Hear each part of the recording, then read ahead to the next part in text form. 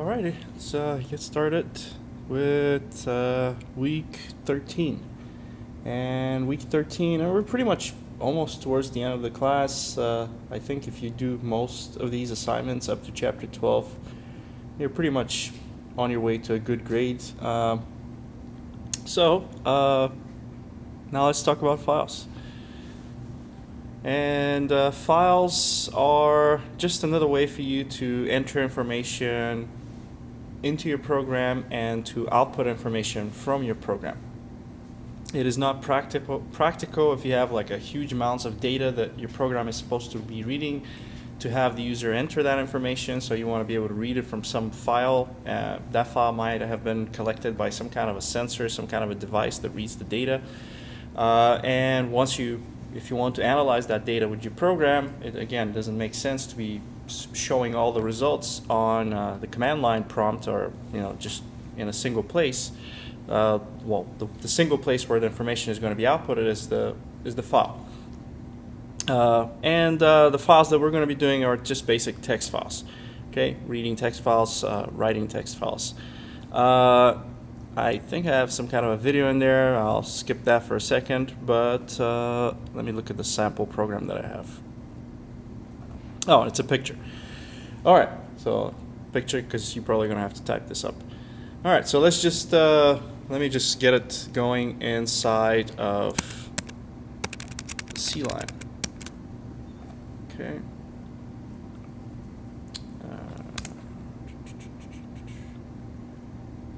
And I hope you've been doing the extra credit assignments with arrays. They're really useful. If you haven't done them, give them a shot.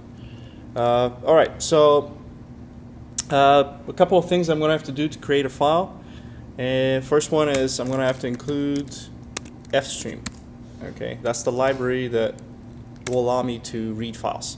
Okay, just like we had iostream, which is used for our cout and cins, fstream is going to be used to write to files. Okay, I'm not sure about this CSTDLIB, but I'll include it as well since I have it in my sample program. CSTDLIB. Okay, so those are the libraries. I'm not sure about the second one so much. And then what I'm going to do is I'm going to just follow this thing here. I have ifstream, and inStream is the actual variable of the ifstream type. Okay, so we're going to use the inStream variable to write to a file or to read from a file. And in here, what I'm going to do is I'm going to try to open a file. Right. So first of all, this file has to exist. Okay, if you're trying to open a file that doesn't exist, your program's not going to work very well. It might crash on you. Okay, it might give you some kind of an error. And if we follow the norm with C++, usually it's just probably going to crash on you without even giving you an error. Which is why you want to have some kind of an if to check to see if opening this file has been successful. Okay, so if you're trying to open a particular file, let's say there's a file called telemetry.txt and that file does not exist, you're not going to be able to open it. You're not going to be able to read it. So what we're going to do is we're just going to do an error message and exit the program. Okay, this one here, outstream open. What we're going to do is we're going to create a file called results.txt, and we're going to try to write some things to it. Okay, and let's just create that file first. And I have both of these files, I think. Do I have the files? No, you're probably going to have to follow the video that I have in here to create the files. Okay, so anyway, what I'm going to do is I'm going to start with creating the file. All right, so I'm going to open up the offstream first. All right, so I do, what's wrong with the indentation? I don't know. Offstream, outstream. Okay, so that's going to be the file. And I'm going to connect the outstream with a file called results.txt. So outstream.open, and I'm going to open some file called results.txt. Okay, and that's it. That's basically how you're going to open a file, and it should show up somewhere and the left pane right here when I run the program, hopefully. At the end, I also need to do an outstream close. Okay, if I want to really save the changes to this file, so I'll do outstream.close. Okay, so you create the file and you close the file if you want to save it. Okay, so let's run this program and hope for the best. And I don't know where it creates that file. Reload.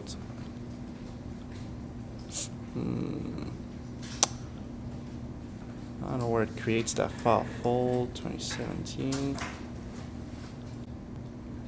Fall. I don't know where it makes it. Oh, there we go. It's in the CMake debug results. Okay, so there it is. There's the file. So I created a file, results.txt, and there's nothing in that file initially. Okay? So the next thing that I'm going to do is, let's write something to this file.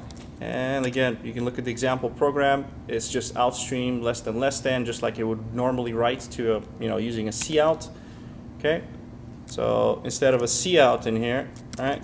Cout, hello world, right? Instead of doing this thing, we can do both. We're going to do outstream hello world. Okay.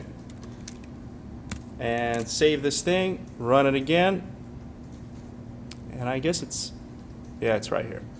So if I run this thing, you can see the hello world in here. Let me try to open this here, and there's the file. Okay? If you want to do new lines, you can do new lines, and that is just, you put the \n somewhere in there, and it will create a new line insert for you. Okay? If I run it again, look at my results. Now it's on a separate line. Okay? So that's it. Writing to a file is basically just as easy as doing a cout. Now some other things. And what I'm going to do is I am going to go back to my main. I'm going to grab my input file stream. Right? I'm going to throw that after. Close this. Now that the file is closed, after I've written to it, I can open it to read. Okay? And it's basically the same thing. I'm going to do instream.open, and then the file name results.txt is the one that I want to read. Okay. I'm going to throw in this little if in here, right? If instream fail, I'm going to give some kind of an error message. Right. So if instream.fail,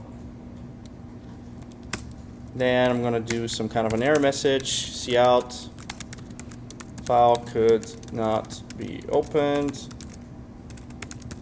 All right, and I'm going to exit the program. Exit. Okay, I can also do a return, but let's just do an exit. Exit just stops the whole thing. Okay,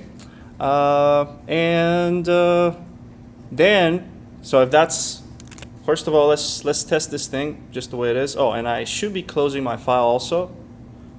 So I go in there, and just like I did an outstream close, I'm going to do an in-stream close. In-stream.close. That way we can make this file available to some other program if that other program needs to read it. Okay.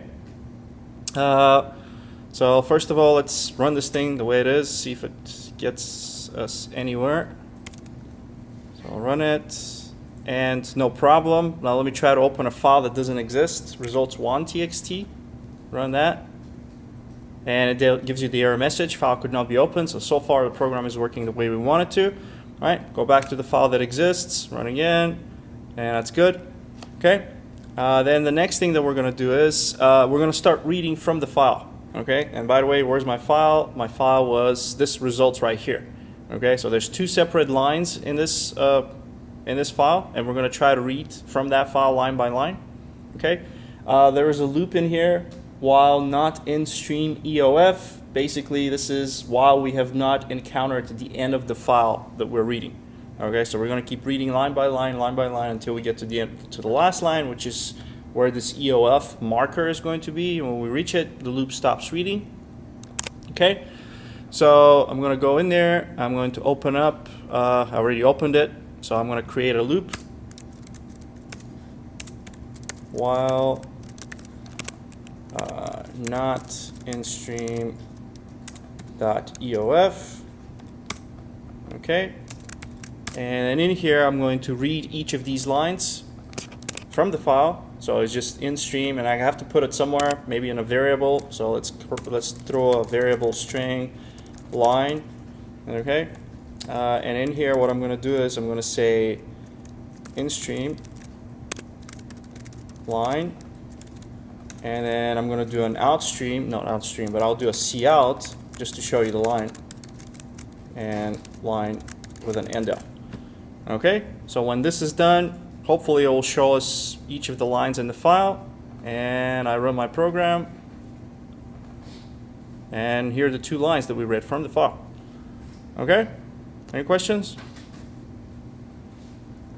Not much else to it.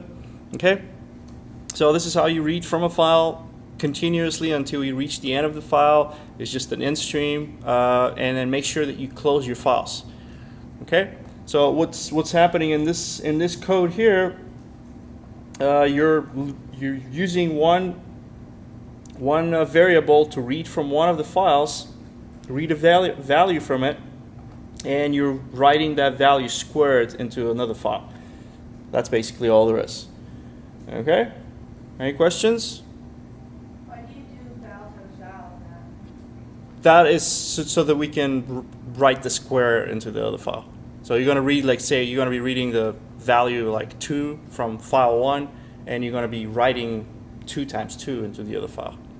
All you're doing is just grabbing the values from one file and then, reading the values from one file and writing the squares into another file. Okay? Any other questions?